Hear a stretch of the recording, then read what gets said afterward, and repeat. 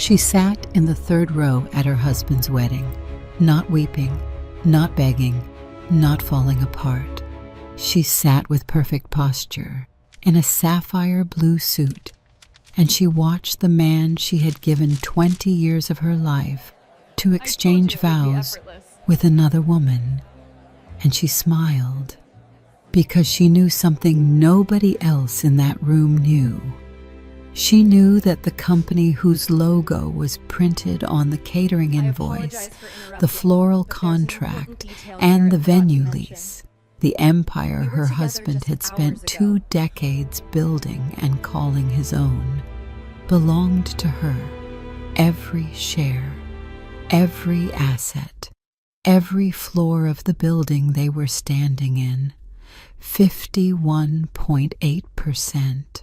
Acquired quietly, patiently, invisibly, one careful step at a time over 20 years, while he was busy looking at the headlines and forgetting to read the fine print.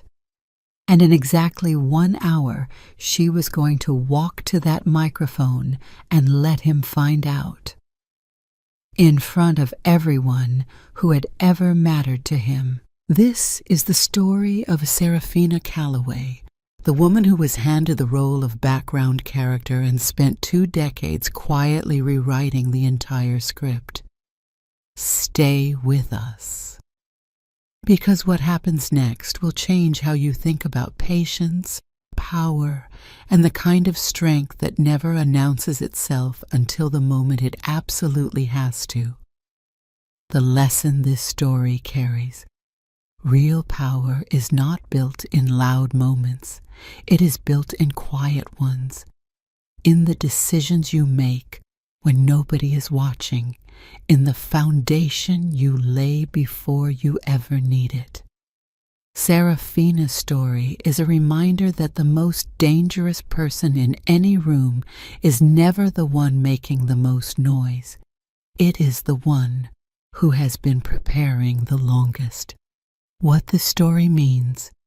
This is a story about self-respect, about what happens when a woman who has been silent for too long finally decides that her silence has served its purpose. It is about patience as a form of power, about legacy as a form of protection, and about the extraordinary things that become possible when you stop waiting for someone else to recognize your worth and simply act on it yourself.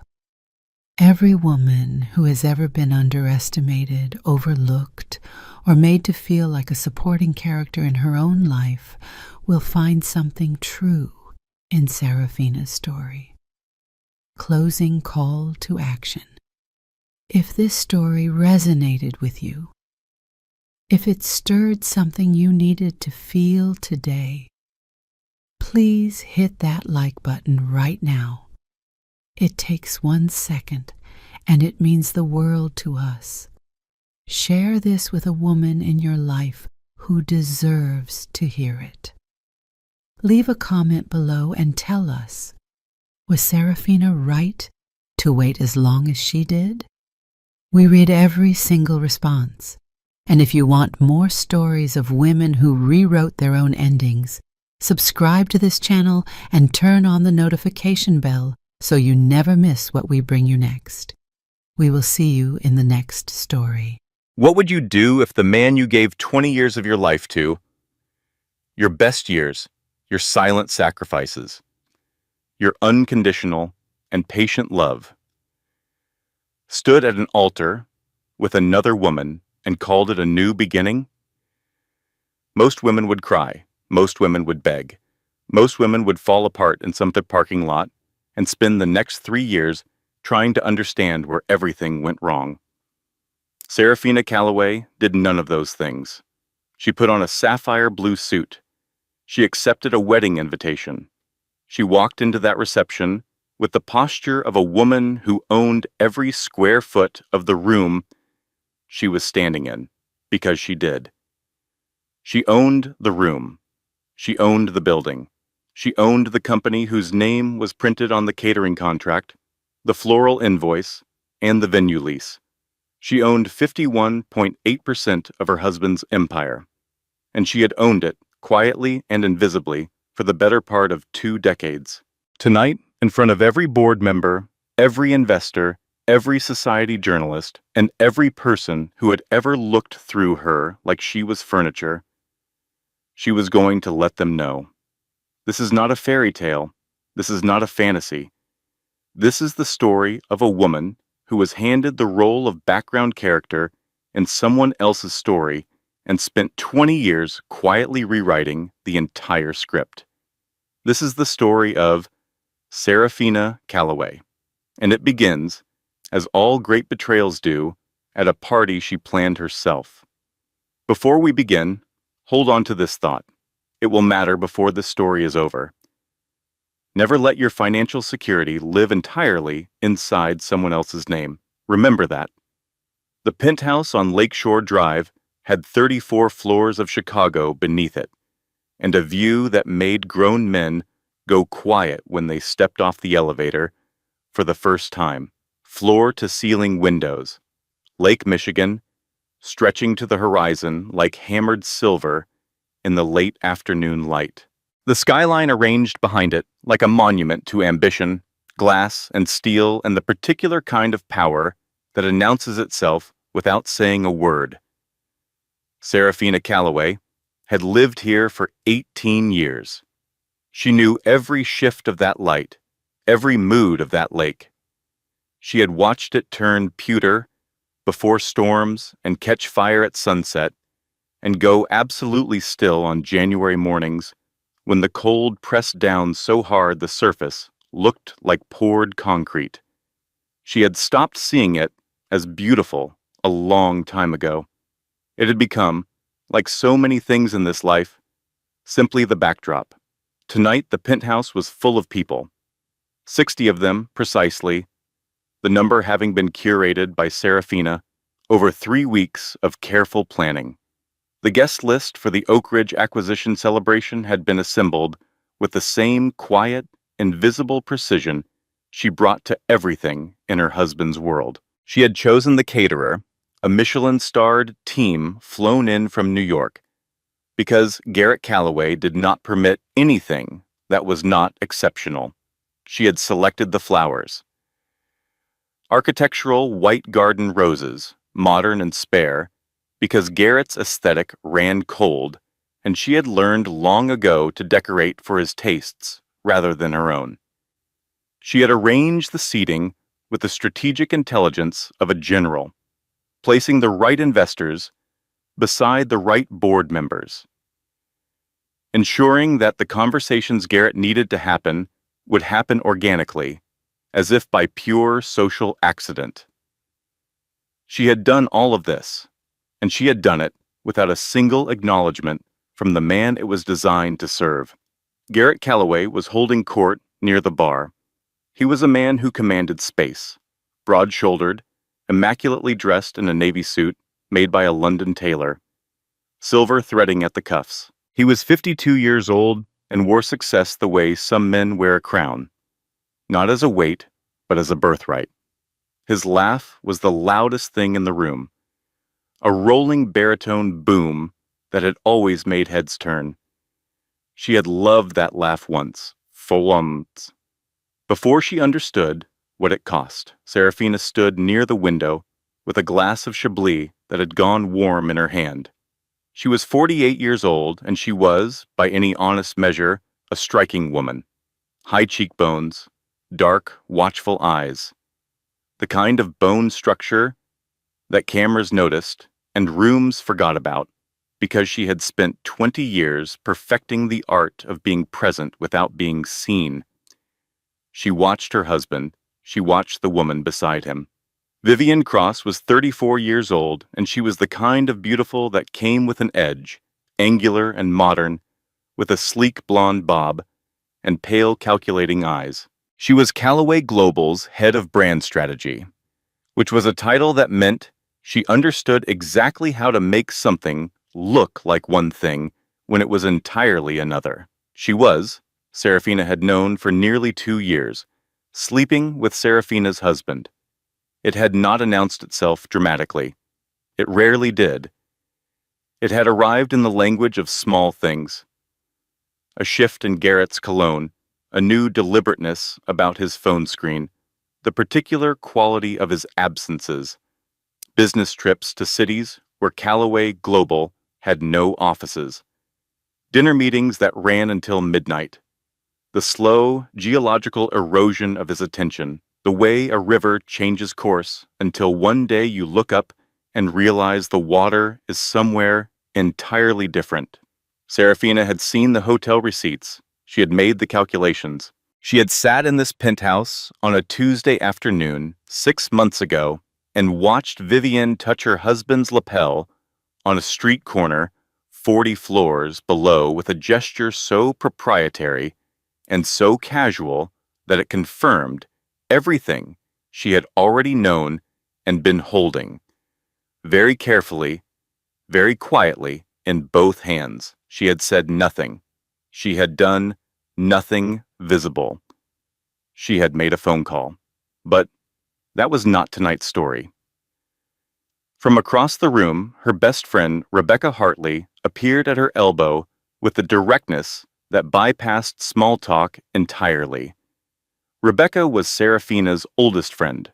They had met at Northwestern 26 years ago, bonded over a shared contempt for a pompous economics professor, and had been inseparable in the deep-rooted way of friendships built on something more solid than proximity.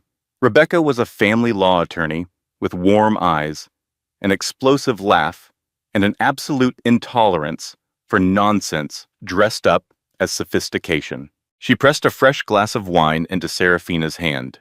"He hasn't looked at you once tonight," Rebecca said, her voice pitched just under the ambient noise of the party. "He's focused," Serafina said, her smile unwavering. "She refilled his drink 20 minutes ago, and he touched her wrist when he took the glass."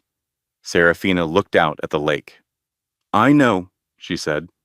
Rebecca was quiet for a moment. Then, "How long have you known?" "Long enough." "Sorry?" "I'm handling it," Serafina said.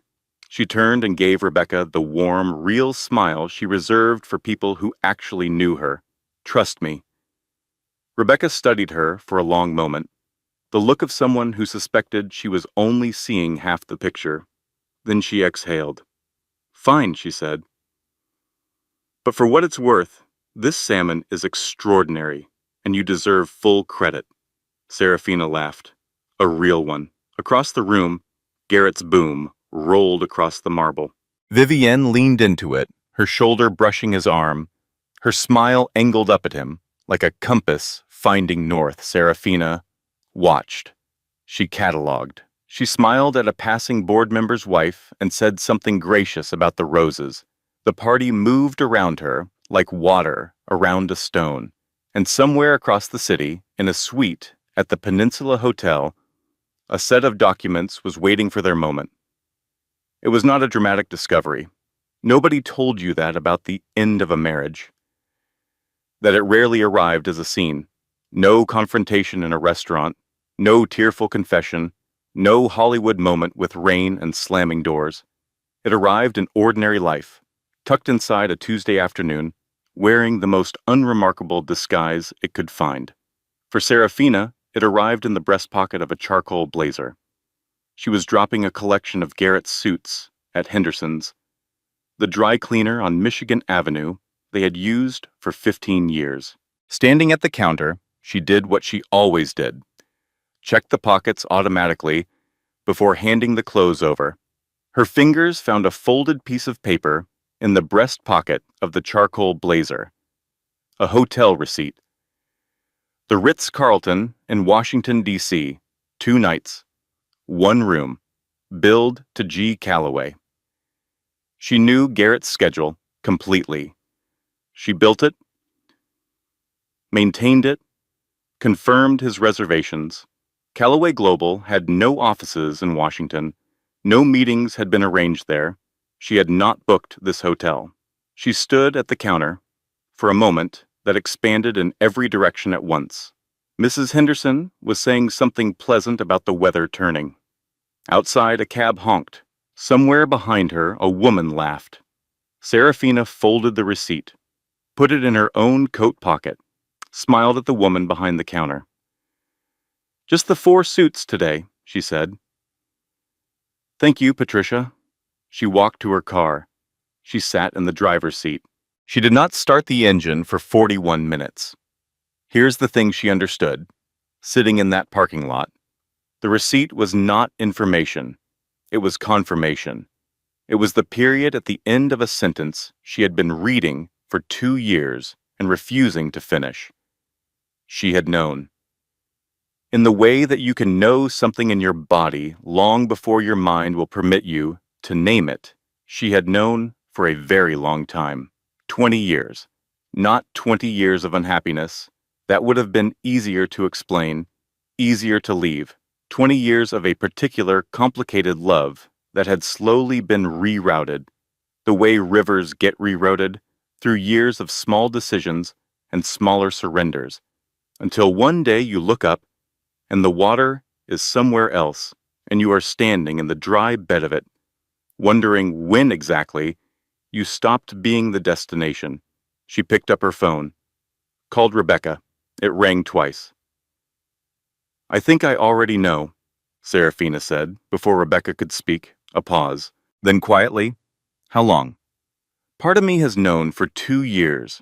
I was waiting for proof because proof meant having to do something. Sorry, I'm okay," she said. "I'm not okay, but I will be. I just needed to tell someone." She drove home. She smiled at the doorman. She rode the elevator to the 34th floor and walked into the penthouse and made herself a cup of tea with the same precise, automatic movements she used for everything. Measured, efficient, leaving no trace of the earthquake happening underneath. She carried the tea to her private study, the one room in the penthouse that was entirely hers, warm with books and antique maps and the faint familiar scent of lemon verbena. The room Garrett never entered because he found it cluttered. The room that contained the actual Serafina, the one nobody at those parties ever saw. She allowed herself 15 minutes to feel the full weight of what she knew, the grief of it, the particular exhaustion of a woman who has been holding something heavy for a very long time and has finally set it down. Then she picked up her phone and dialed a number she had committed to memory 4 years ago, when she had first understood that this day would eventually come. It rang twice. "Douglas Hale." "Douglas," she said, "it's time to start watching more closely." A brief pause, then the voice of Douglas Hale. 70 years old, 40 of those years spent as chief counsel for Croft Capital, a man who had outlasted every opponent he had ever faced across a negotiating table, said simply, "Understood. I'll make some calls. Here is what you need to know, right now, in the middle of this story." Because Serafina's story is also a lesson. If you are in a relationship where financial transparency has broken down, where you do not know where money goes, where accounts feel monitored rather than shared, that is worth paying attention to. Not just emotionally, practically. Know what you own. Know what is held in your name alone. Know what your exit looks like before you need one. Serafina knew, because her grandfather had insisted on it. Most people learn this lesson far too late. She hung up with Douglas, finished her tea, walked back into the penthouse. She estimated, approximately 3 to 4 more months of playing her part. She was almost exactly right. The evening of the Oak Ridge closing celebration was a Thursday in October. By 11 at night, the guests were gone. The catering team moved through the penthouse with their efficient, practiced invisibility, wrapping flowers, boxing glasses, erasing the evidence of a party with professional thoroughness. The 34th floor was almost quiet. Only 3 people remained. Garrett stood by the window with his jacket off and his tie loosened, a whiskey in his hand, the flush of victory and champagne on his face. He was at the summit of something, the particular charged energy of a man who has just closed the biggest deal of his career and is already looking for the next horizon. Vivian sat on the edge of the white sofa, composed and watchful, her champagne untouched on the coffee table. She was positioned like someone who had been briefed, like someone who knew exactly what was coming next. Serafina stood near the kitchen doorway with her own glass, her expression pleasant and still. She had known this conversation was coming for 3 weeks. She had prepared for it exactly as she prepared for everything, quietly, thoroughly, and in ways that would not be visible until the right moment. "Remarkable evening," Garrett said, turning from the window. "Oak Ridge is ours. I feel extraordinary." "You should," Serafina said. It was a significant achievement. He set down his whiskey.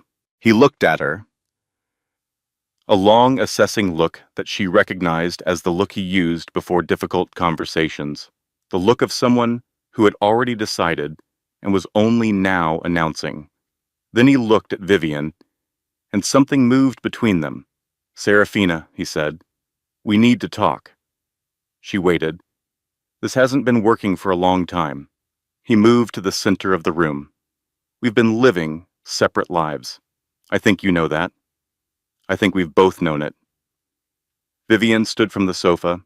She positioned herself slightly behind him, not inserting herself, but present, waiting. "I'm in love with Vivian," Garrett said. The words were delivered with the blunt directness of a man presenting a quarterly report. "I want to build a life with her. What we have, I can't keep pretending." He reached into his jacket. He produced a folder.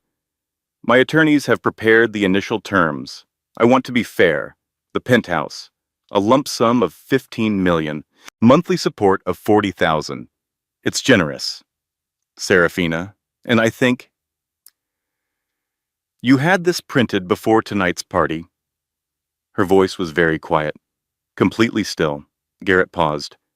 "You celebrated with our guests," she said, her eyes on the folder. "You laughed and shook hands and toasted your success with champagne I ordered from a supplier I spent 2 weeks vetting." She looked up at him. "And this was already in your jacket when the first guest arrived." He said nothing. He didn't need to. Serafina looked at the folder for one long moment. Then she took it from his hand, crossed to the coffee table, and set it down with a small, precise click. Not thrown, not crumpled. Set down like something she had examined and found inadequate. "Thank you for your honesty," she said. She looked at Vivian, just long enough for Vivian to understand that she had been seen, not as a rival, not as a threat, but as a person whose choices had been noted and filed away. "Good night," Serafina said. She walked out of the living room. Her heels on the marble were the only sound in the apartment. She did not look back. She took the elevator to the lobby, nodded at James, the night doorman, walked to her car in the underground garage, and sat in the driver's seat with her hands in her lap. And this time, she did not stay steady. In the dark of the garage, alone and completely unseen, Serafina Calloway pressed her palms flat against the steering wheel and leaned her forehead down against them and let herself feel the full, brutal 20-year weight of what had just happened. Not because of Vivian, not because of the folder, because of the party, because of the toasts and the salmon and the board members he had laughed with, and the 3-week seeding chart, and the invisible labor of 20 years of standing exactly where he needed her to stand, and the folder had already been in his pocket before the first guest walked through the door. She stayed in the garage for 22 minutes. Then she straightened, started the car, drove to the Peninsula Hotel, checked into the suite she had reserved 4 days earlier, quietly, under her maiden name, Croft, poured a glass of water, called Douglas. "It's done?" she said. I know, Douglas said. The Tribune ran a brief item this evening. His publicist seeded it. He's already managing the narrative. Then we begin, she said. We already have, Douglas said. Sleep, Serafina. The real work starts tomorrow. She hung up, looked out at the lake from a different angle than she had looked at it for 18 years. It did not look like a cage from here. It looked like a city waiting for someone new to arrive. Douglas Hale's office was in a brownstone on East Delaware Place, a quiet, old-money address that looked nothing like the center of anything significant and was, in fact, one of the most consequential places in Serafina's life. She had been coming here since she was 19 years old. She had sat in the same leather chair across from Douglas's mahogany desk while her grandfather, William Croft, the most patient and methodical man she had ever known, laid out his vision for how she would protect herself in a world that had a habit of forgetting that women needed protection most from the people who claimed to love them. William Croft had built Croft Capital over 40 years, quietly, without press releases, one careful decision at a time. He had taught Serafina that the loudest power in any room was never the most dangerous. He had died when she was 31, leaving behind a will and a trust structure, and a set of instructions so precise and so far-sighted that Douglas had described them privately as a masterwork. The morning after the penthouse confrontation, Serafina sat in that leather chair and listened.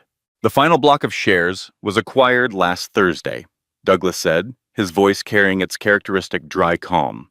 The Serafina Croft Trust now holds a controlling interest of 51.8% in Callaway Global Logistics.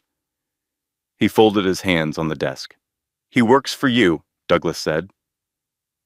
He simply doesn't know it yet.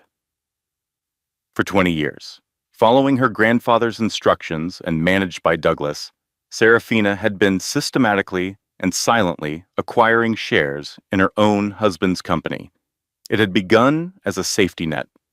William Croft had insisted on it before the wedding. Never let your security rest in a man's hands, my darling. Let it rest in a diversified portfolio and a controlling interest. He had said it in this same office with the same gentle certainty he brought to everything. In the early years of the marriage, when Garrett was building Callaway Global and the relationship still held something real, the trust's acquisitions had been modest and defensive, the financial equivalent of a good seatbelt. She had not been plotting. She had been prudent. But as the years passed and Garrett's ambition curdled into arrogance and his need for conquest spread from the boardroom outward, she had watched him leverage the company to its limits, dismiss cautious voices, fly higher and higher on wings he had built from other people's faith. He had never once looked at the shareholder registry. He was too busy reading his own press coverage. He's going to call it fraud, Serafina said. When he finds out. He'll try, Douglas said, a small dry smile. The trust was established 14 months before your marriage. Every acquisition was executed through legally separate, independently managed entities. You were always a passive beneficiary, not a directing party. The trust became active only upon the triggering event specified in the original mandate. Marital abandonment, she said, which he triggered himself, Douglas confirmed. The day he filed for divorce, he handed us the key. She was quiet for a moment, looking at the framed photograph on Douglas's desk, her grandfather at his own desk. Sometime in the 1980s, looking entirely at ease with the particular composure of a man who has always thought further ahead than anyone else in the room. I want to proceed as planned, she said. No announcements, no sudden moves. Let him file. Let him believe I'm a discarded wife negotiating her alimony. And the wedding? Douglas asked. She looked at him. He'll have his wedding, she said, I want him standing at the absolute pinnacle of his triumph. I want him certain, comfortable, and completely sure he has won. The higher the climb, Douglas said, the harder the fall, she finished. She allowed herself, that evening, one glass of good Burgundy. She sat in the Peninsula suite and looked out at the city and felt, for the first time since the parking lot, the solid ground of safety beneath her feet. She believed, in that quiet moment, that the worst was behind her. She was wrong. She did not know it yet. Build something in your own name, a savings account that belongs to you, an investment, a skill, a backup plan, not because you distrust your partner, but because you are a complete person separate from your marriage, and you deserve a foundation that is entirely yours. Serafina had this because her grandfather insisted on it. Everyone deserves the wisdom Serafina was given. The envelope arrived on a Tuesday morning, 3 weeks after the penthouse confrontation. Thick cream paper, gold leaf lettering, her name in precise calligraphy on the inner envelope. Mr. Garrett Calloway and Miss Vivian Cross request the honor of your presence at their wedding celebration. Greystone Manor, Lake Michigan Shore, the 14th of April. Serafina read it twice, set it beside her coffee, looked at the lake for a long moment. She had anticipated many things. She had not quite anticipated this. Her phone rang. Rebecca. "Open your laptop," Rebecca said, before Serafina could speak. Her voice was tight and controlled, the voice she used in depositions when she was furious and not showing it. "The Tribune, right now." Serafina reached for her laptop. The headline was in the society section. Calloway divorce. A model of modern maturity.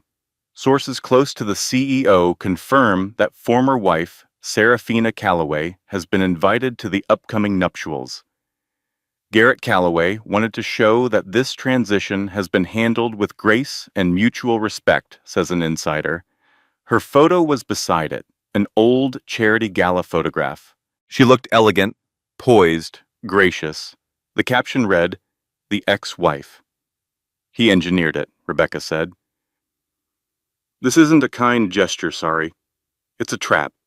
If you go, you're the gracious, broken ex-wife publicly blessing his new marriage. If you don't go, you're the bitter woman who couldn't handle it. Either way, he controls the story. He's already written your role." Serafina held the invitation in her hand and read the newspaper article on her screen at the same time. She felt a cold, clear anger. Not the hot and gasping kind, but the quiet kind. The kind that sharpens rather than blinds. Then Douglas called. She put Rebecca on hold. "Have you seen the Tribune?" she asked. "I have," he said. "And there is something more pressing. Whitmore and Gaines filed an amended petition this morning." She went absolutely still.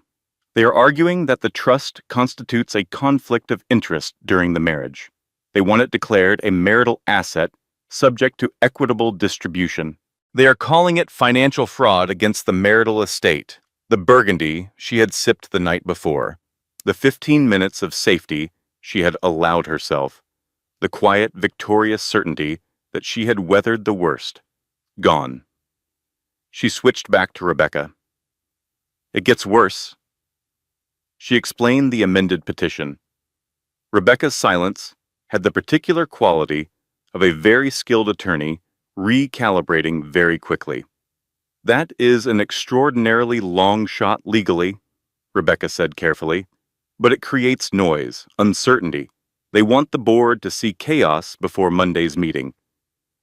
Her phone buzzed against her cheek. A news alert. She looked at the screen. Vivian Cross. He needed passion. Exclusive interview in Harrington Magazine. She opened it. Serafina was always more of a business partner than a wife.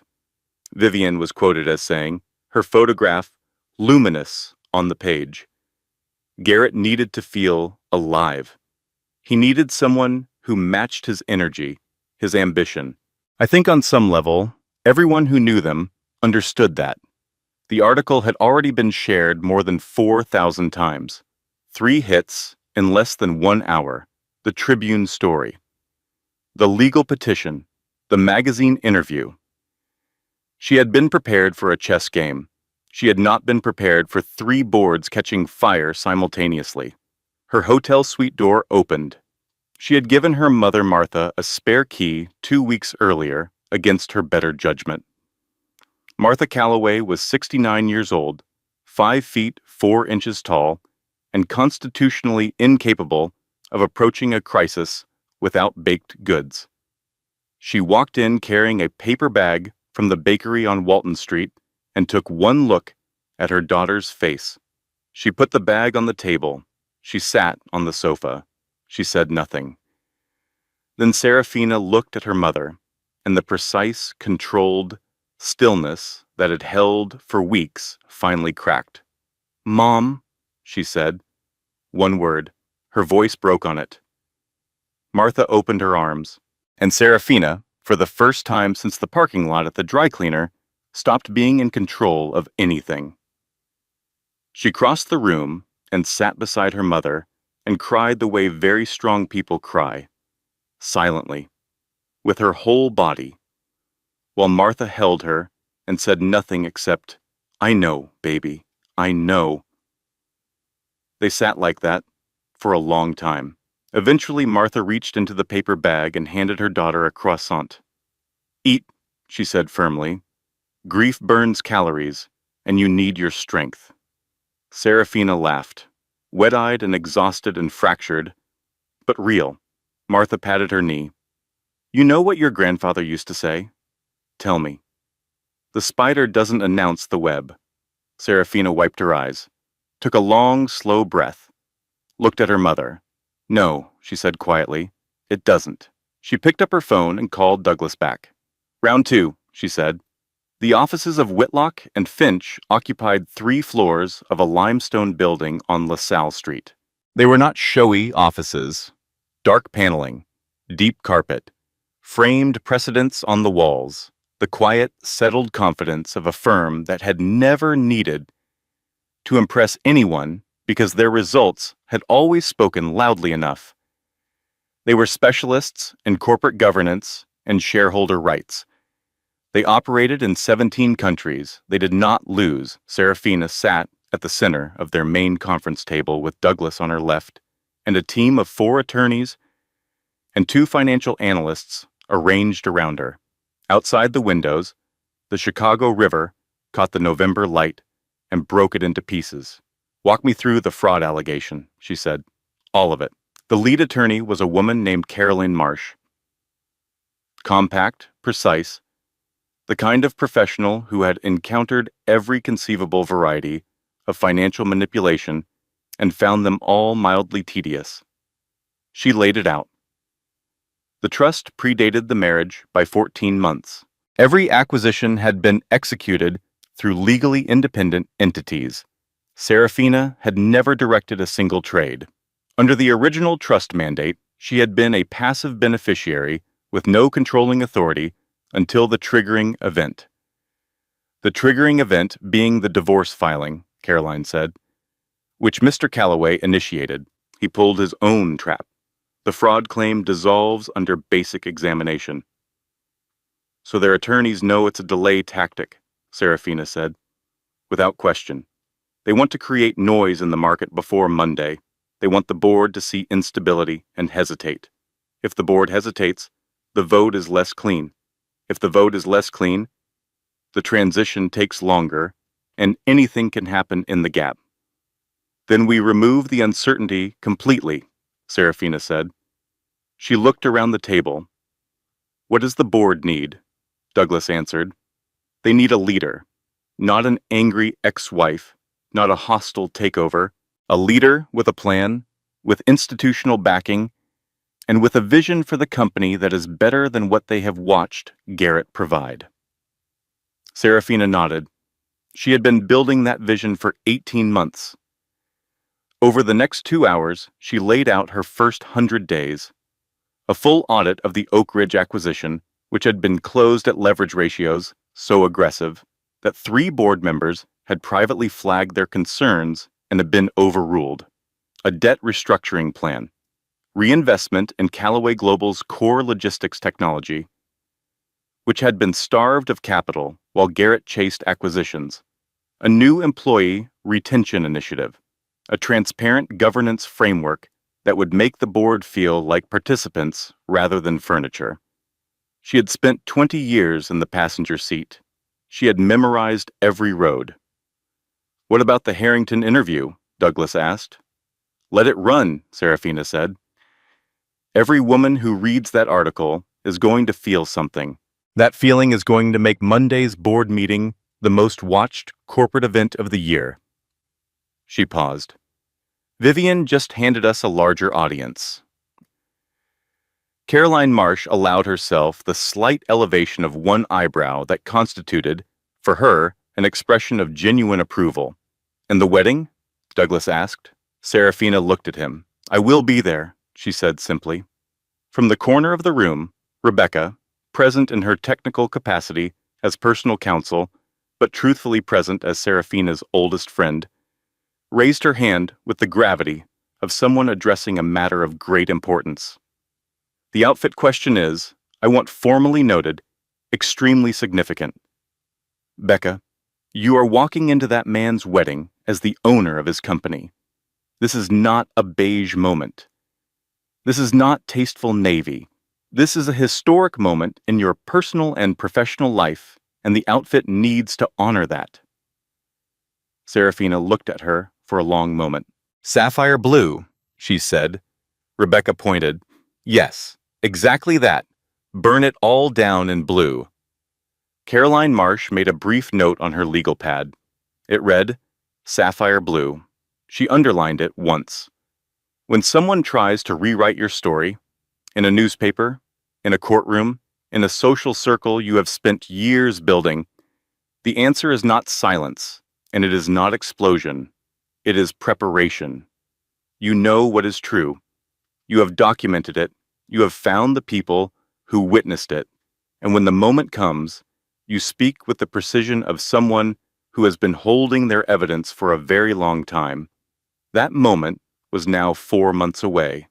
Serafina intended to be completely ready. She was. April 14th arrived with a sky of absolute uninterrupted blue. The kind of spring morning that felt engineered for optimism, the weather performing on command for a man who had spent his entire adult life arranging the world to his preferences. Greystone Manor sat at the edge of Lake Michigan like a declaration, a 100-year-old estate with stone facades and immaculate grounds rolling down to the water, the kind of property that appeared in architectural journals and old money social columns. Garrett had reserved it for the entire weekend. The security deposit alone had been the size of a substantial mortgage, and he had paid it without blinking. 300 guests arrived through the long gravel drive, white-gloved valets, thousands of white peonies scenting the air from 20 feet away, a string quartet under the portico, vintage champagne at every turn. It was, by every external measure, a perfect event.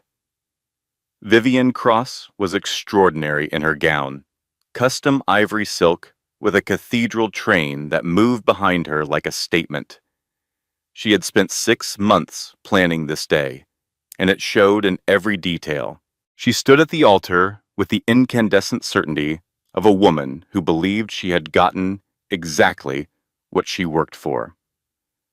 Garrett at the altar was everything he always was in public, commanding, magnetic, the center of gravity in every room he entered. He had not truly believed Serafina would come. He had sent the invitation as a narrative move, a final brushstroke in the portrait of the amicable modern divorce.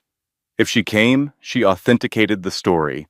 If she didn't, she confirmed her irrelevance. He had not considered a third possibility. The ceremony was flawless.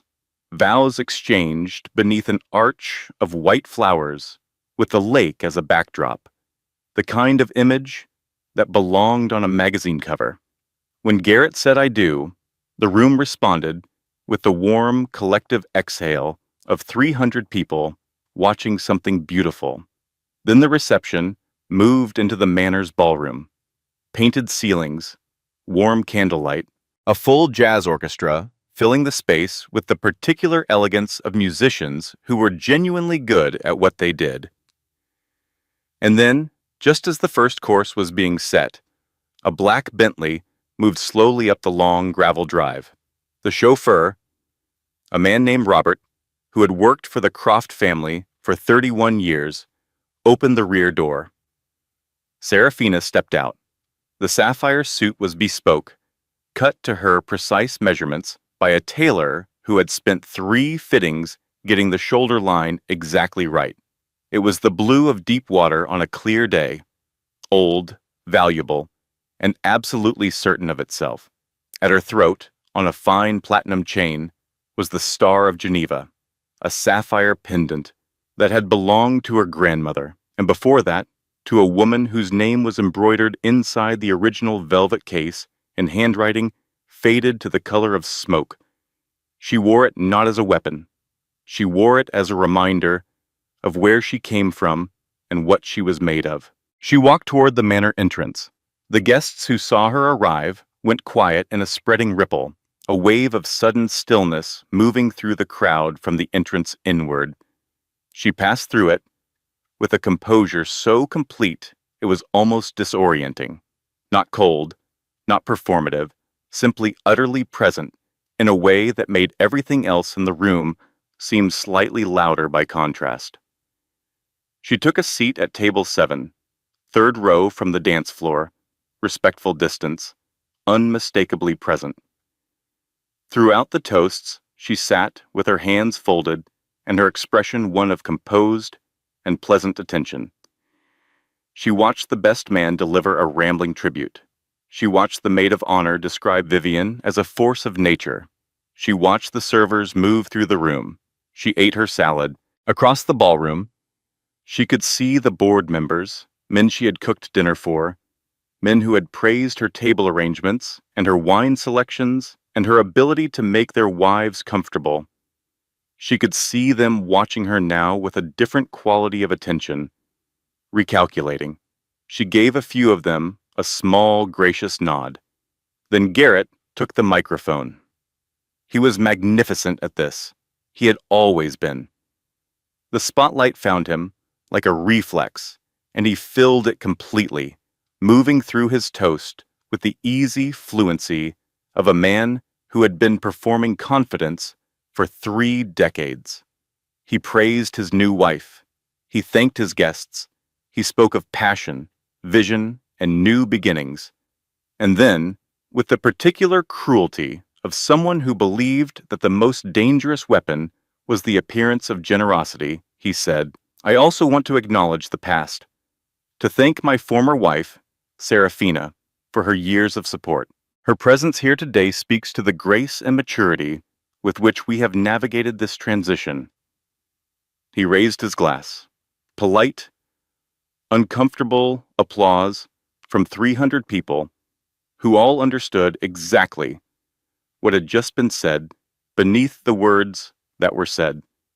He had just put her in a box in front of everyone who mattered. The microphone passed to Genevieve Holloway, the wedding coordinator. A fundamentally kind woman who was operating at the outer limit of her social composure and who, in the next 10 seconds, would make what would later be described in various accounts as either the most heroic act of mischief or the most catastrophic professional miscalculation of her career. "That was so beautiful," Genevieve said into the microphone, her voice slightly unsteady. "Serafina, you look absolutely lovely tonight." A pause. "Would you perhaps like to say a few words to wish the happy couple well?" The ballroom went completely silent. Every eye in the room found Serafina at the same moment. She did not look startled. She did not look flustered. She looked ready. She gave Genevieve a small, reassuring smile. The smile of a woman who has just been handed exactly what she needed by someone who had no idea what they were offering.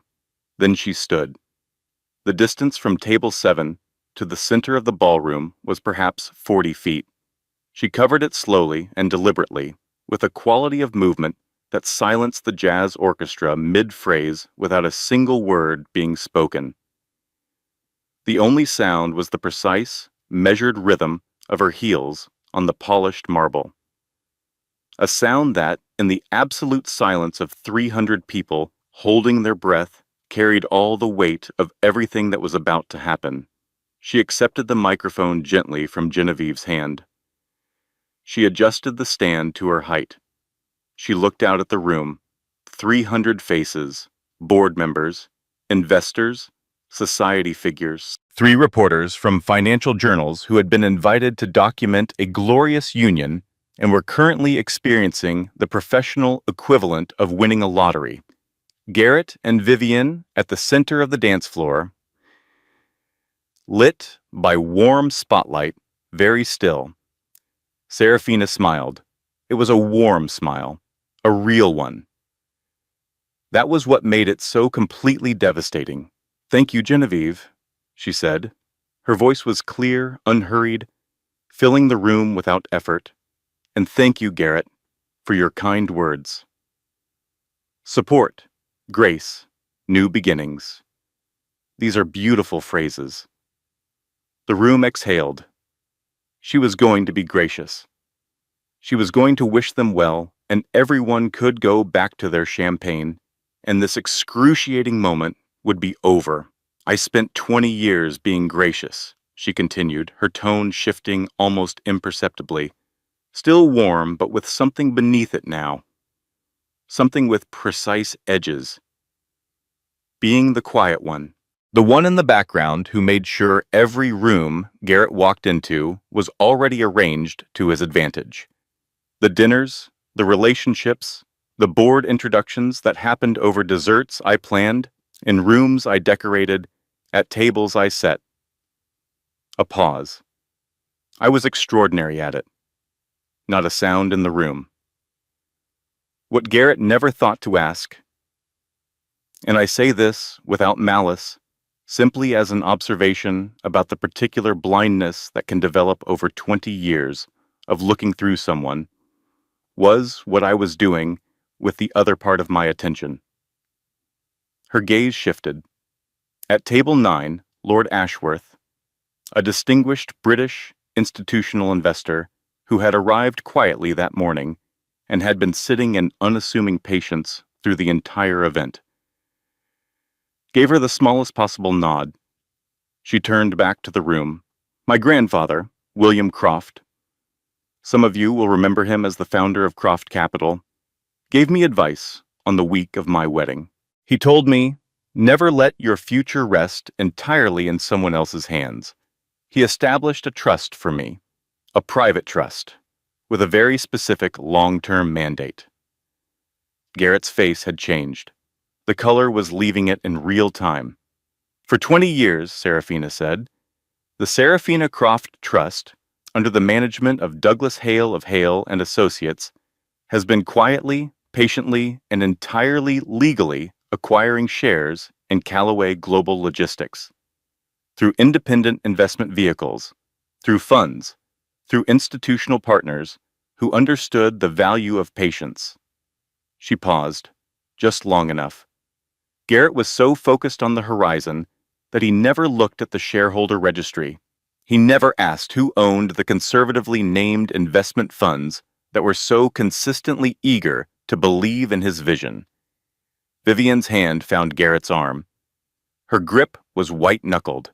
"He assumed," Serafina said, her voice dropping in register, becoming cooler, more precise, the voice of a boardroom rather than a ballroom, that the person standing in the background was simply standing in the background.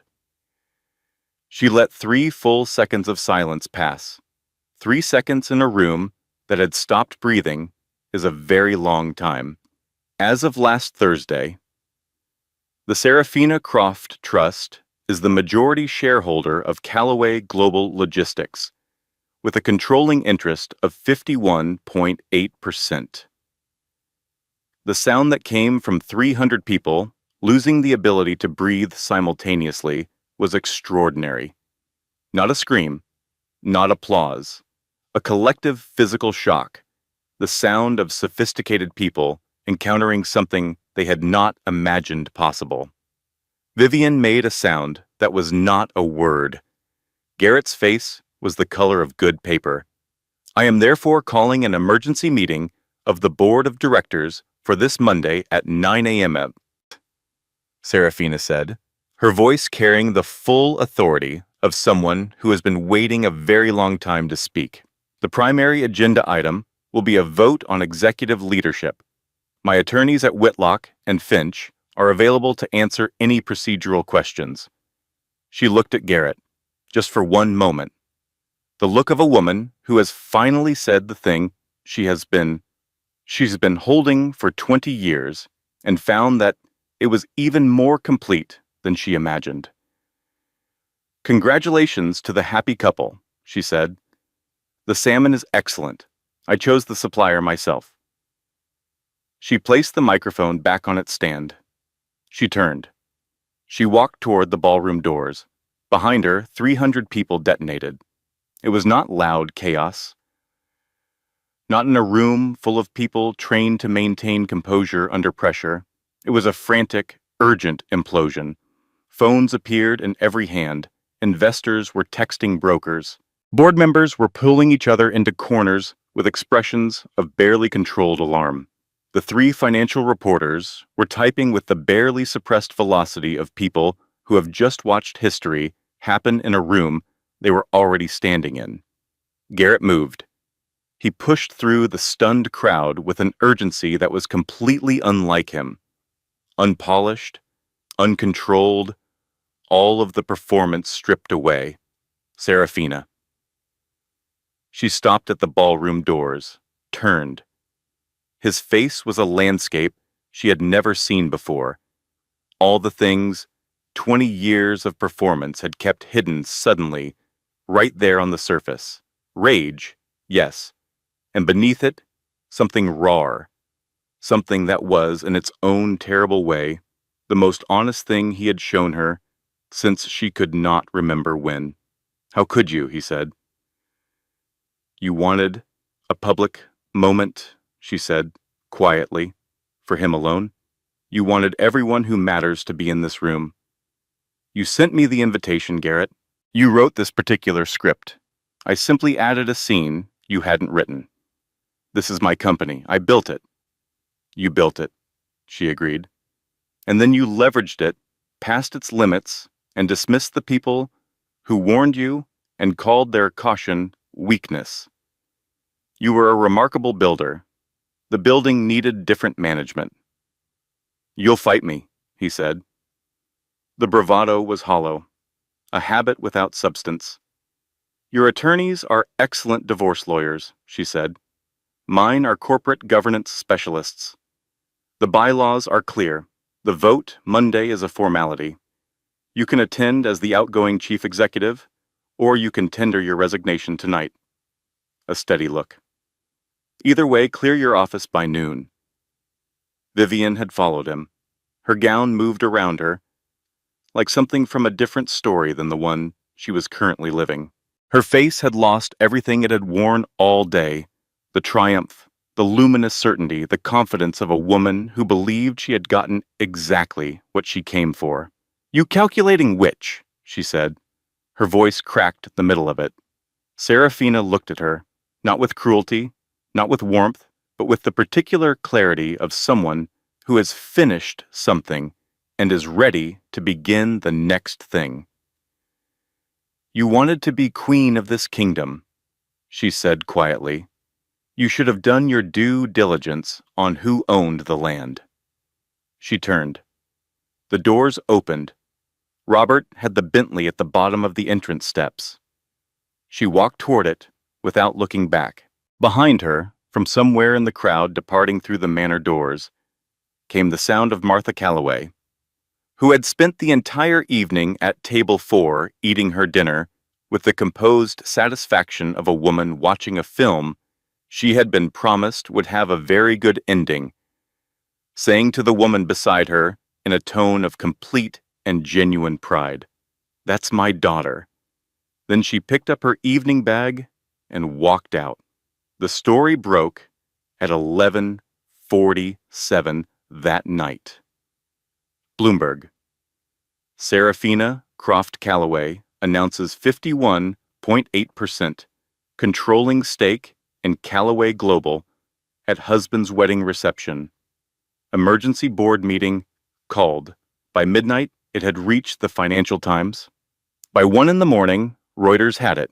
By 3 a.m., it was the most shared financial story in the world. The narrative was irresistible. The scorned wife, the 20 years of patience, the corporate takeover delivered from a wedding reception microphone in a sapphire blue suit, while the groom stood 12 feet away with the color draining from his face. It was Shakespearean and it was real, and every journalist in the country wanted to be the one who told it best. By Sunday morning, the story was front page everywhere. Photos of Serafina at the microphone, poised, clear-eyed, utterly in command, were published beside images of Garrett at the edge of the dance floor, his face the portrait of a man watching the ground disappear beneath his feet. The contrast was so complete and so cinematic that several publications ran them side by side without a single word of caption. Garrett and Vivian spent their wedding night in the conference room of Whitmore and Gaines. The attorneys who had spent 3 months preparing for a high-value divorce settlement were now staring at 20 years of impeccably structured share acquisitions routed through 14 independent legal entities. Lead counsel Robert Whitmore, a man who had not admitted professional defeat in 30 years of practice, looked at his client across the conference table at 2 in the morning and said, "She built a fortress around your company while you were busy building a monument to yourself. Every acquisition is ironclad. Every entity is clean. There is nothing to challenge." Garrett said nothing for a long time. "What are my options?" he said finally. "You attend Monday's meeting and get publicly removed by a board she now controls, or you resign tonight and keep the smallest possible fragment of your professional dignity." Whitmore paused. "I have never in 30 years advised a client to surrender. I am advising you to resign." Vivian sat across the table, wrapped in a hotel cardigan, pulled over her ivory wedding gown. The name she had coveted, the power she had wanted, the position she had worked toward with such focused patience. All of it was still technically present. She was Mrs. Calloway, on paper, legally.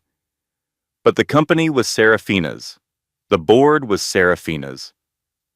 The story that would appear in every newspaper in the country tomorrow morning was Serafina's. She was married to the most famous corporate casualty in modern American business history. Across the city, Serafina was celebrating. She was at Whitlock and Finch. The team was assembled around the conference table. Douglas, who had flown in from his winter home in Florida, Rebecca, in her serious sweater, Caroline Marsh with her legal pads, and 2 financial analysts. Outside the windows, the Chicago River was dark and still. Press release. Trading suspension request. Audit announcement outline. Investor outreach sequencing. Board member calls at first light. The message going out in layers, precisely timed. "The stock opens down Monday morning," said her analyst. "A careful young man named William Grant. The market hates uncertainty." "Then we give them certainty," Serafina said. She was calm in the way that comes after a very long period of preparation, not distant, but settled. The release goes out at 9:01 Monday morning. Interim CEO appointment effective immediately. Audit announced. Restructuring plan outlined. We are not the chaos. We are the answer to the chaos. She worked until 4 in the morning. Then she sent everyone home. She sat alone in the conference room for a few minutes, a glass of water in her hand, looking at the river below. She felt not triumph, not vindication. Something quieter and more durable than either. She felt for the first time in a very long time like herself. At 10 o'clock Sunday evening, a single-page letter arrived at Whitlock and Finch by private courier. The resignation of Garrett William Calloway as Chief Executive Officer and Chairman of the Board of Calloway Global Logistics, effective immediately. Serafina read it once, set it on the table. Get some rest, she told Douglas, who was the only one remaining. Tomorrow, the real work begins. When everything falls apart in ways you did not plan and did not deserve, the most powerful thing you can do is not revenge. It is not the grand gesture. It is the next right move, just the next one. Serafina did not spend that Sunday night celebrating. She spent it working. That is the difference between a moment of justice and a life rebuilt. Monday morning arrived gray and quiet, a soft April drizzle that turned Lake Michigan the color of pewter and pressed the city's hard edges into something gentler. The lobby of Callaway Global Tower was a controlled circus. Press lined the perimeter behind security barriers. Camera crews from 4 networks. Financial journalists who had been up all night filing their stories were now arranged in a semicircle, waiting for the final act. At 8:45, a black Bentley pulled to the private executive entrance on the building's south side. Serafina stepped out. Charcoal gray dress, clean, precise lines, her grandmother's watch on her wrist. Simple, classic, without a single unnecessary flourish. Her hair in its signature sweep. No sapphire today, no Star of Geneva. She had needed the armor on Saturday, when she was walking into someone else's event. Today she was walking into her own building. She did not need the armor. She was the armor. She walked through the lobby she owned without looking at the press. Douglas was at her left shoulder. Caroline Marsh and 2 colleagues from Whitlock and Finch formed the rest of the group. They rode the elevator to the 50th floor in silence. The boardroom was a room Serafina had been adjacent to for 20 years, collecting Garrett for dinners, waiting in the antechamber during long meetings, existing in the perpetual orbit of a place she had never been invited into as a principal. She knew the room the way she knew the penthouse, as backdrop, as context, as someone else's space. She walked to the center of the long table and sat down. Not at the head, at the center. A deliberate and unmistakable signal. This is a different kind of leadership than the room has been accustomed to. The board members, 7 men who had been Garrett's allies for years, and who were now, with the pragmatic clarity of people whose fiduciary duty had just sharpened their vision considerably, watchful and recalculating, sat around the table with the expressions of people who had made their peace with what was about to happen. "Good morning," Serafina said.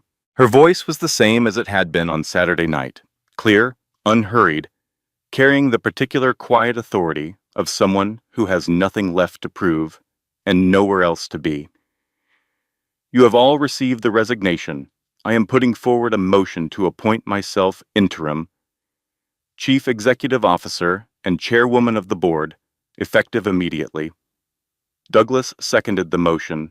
There was no discussion. There was no need for discussion. The vote was unanimous. She spent the next 90 minutes not celebrating, but governing.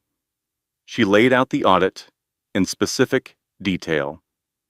The Oak Ridge acquisition, the leverage ratios, the 3 board members who had flagged concerns and been dismissed, whose caution she named and validated in front of the full board. She could see those 3 men sit slightly differently in their chairs when she did that. She had understood it would matter to them. She presented the restructuring plan, precise, documented, already reviewed by Caroline's team and Douglas's network of institutional contacts. It was not a plan created in the aftermath of Saturday's revelation. It was a plan that had been 18 months in development, built the way her grandfather had built everything, with patience, with specificity, with a long view. She talked about Callaway Global's employees. 4,000 people who had come to work on Monday morning not knowing whether the company they depended on would still be recognizable by the afternoon. She named the retention initiative. She named the transparency framework. She named the technology reinvestment that had been deferred for 3 years of acquisitions and would begin in the first quarter. Garrett was a builder, she said, near the end, her tone measured and genuine. I want to honor that. He built something real, but the building developed structural problems, and the people responsible for identifying those problems were not permitted to speak. She looked around the table. That changes today. Thomas Reed, the youngest board member, raised his hand. Garrett's severance, he said. His contract contains a standard morality clause, Serafina said without hesitation. His actions have caused demonstrable reputational harm to the company and created quantifiable risk to shareholder value. I believe those actions constitute a clear violation. He will receive his vested pension as required by law, nothing more. Some board members looked at the table. One quietly nodded. The meeting ended at 10:45. Serafina walked to the floor-to-ceiling windows and stood looking out at the city while her team gathered their materials. The drizzle had not lifted. Chicago was gray and purposeful below. The lake flat and silver, the streets moving with the ordinary serious business of a Monday morning. She had stood at a window like this for 18 years. It did not look the same. 6 weeks later, on a clear evening in late May, Serafina stood at those same windows in what had been remade into her office. Garrett's aesthetic, the chrome, the glass, the deliberate coldness of a space designed to remind visitors how much smaller they were than the person behind the desk, was gone. Warm wood, deep chairs, books on actual shelves, arranged for reading rather than appearance. A painting her mother had given her, something soft and coastal that Martha had been keeping in her guest room for 15 years, waiting for Serafina to have a wall that belonged to her. On the corner of the desk, in a simple silver frame, a photograph of William Croft at his own desk sometime in the 1980s, looking entirely at ease with the settled composure of a man who had always thought further about ahead than anyone else in the room. She stood at the windows in the late afternoon light and looked at the city. Her phone buzzed. An unknown number, a text message. You took everything from me. She looked at it for a moment. She thought about everything that sentence contained. The 20 years, the silences, the folder placed on the coffee table, the word, service delivered, in the voice of a man dismissing a contractor, the hotel receipt in the parking lot on an ordinary Tuesday afternoon. She thought about the parking garage. She thought about her mother's kitchen. She thought about her grandfather's voice in Douglas's office when she was 19 years old, laying out a vision of how to protect yourself in a world that forgot too often to do it for you. She deleted the message, set the phone face down on the desk, turned back to the window. Outside, the lake caught the last of the evening sun and scattered it across the surface in long gold lines. Extravagant, unhurried, indifferent to everything beneath it, and beautiful in precisely the way it had always been beautiful. All the years, she had been too busy being background to notice. The reign of Serafina Croft Callaway had begun. The most radical act of self-respect is knowing which messages do not deserve a reply. And so Serafina Callaway rewrote her own story.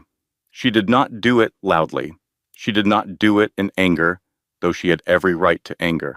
She did it in the patient, deliberate language of a woman who had understood for a very long time that the most powerful thing in any room is never the person speaking the loudest. It is the person who has been preparing the longest.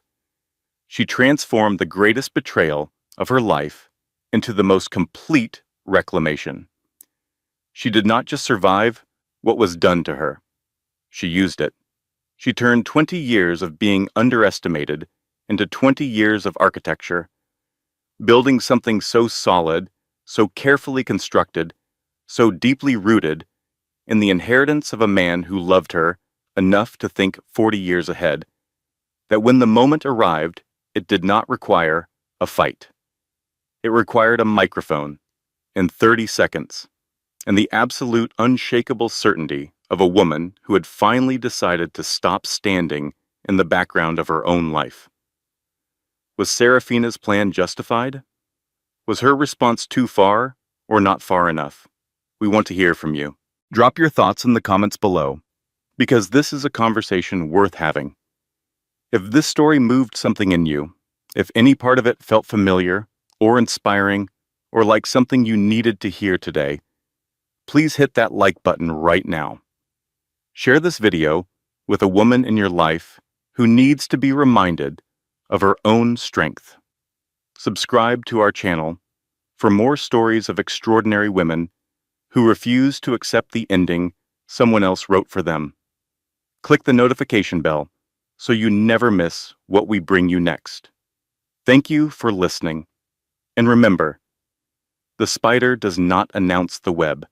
The content you have just experienced was independently researched, carefully constructed, and manually edited by our team, built not for clicks, but for meaning. Every word was chosen with intention. Every story we tell is designed to leave you with something that lasts longer than the time it took to listen. Thank you for being here.